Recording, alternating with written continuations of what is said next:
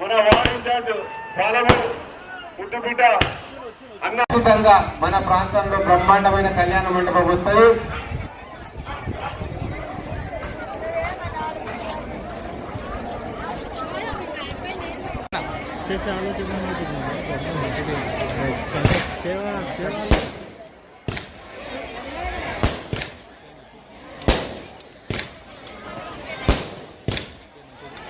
అమ్మ ఒక్కటి మర్చిపోయిన చెప్పడం,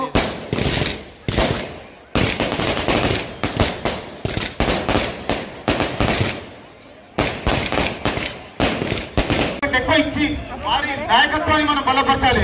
రేపటి నాడు మనం ఏం పనులు చేసుకోవాలన్నా ఎన్ఎం శ్రీనివాస్ రెడ్డి గారి ద్వారా వారికి మనం బలం చేకూరుస్తూనే మనకు మిగతా కార్యక్రమాలు చేసుకోవడానికి మనకు ఆస్కారం ఉంటుంది. కాబట్టి మీరందరూ ఇంజనీరింగ్ కాలేజు, లా కాలేజు, డిగ్రీ కాలేజీలు, ఇంకా అనేక రకమైన కాలేజీలు విద్యా సంస్థలు ఎందుకు పెట్టలేదు అది గమనించే ఇప్పుడు రేవంత్ రెడ్డి గారు మన పాలమూరు పట్టణం నడుబడున ఇంజనీరింగ్ కాలేజీ పెడతా ఉన్నాడు, లా కాలేజీ పెడతా ఉన్నాడు, పెడతా ఉన్నారు.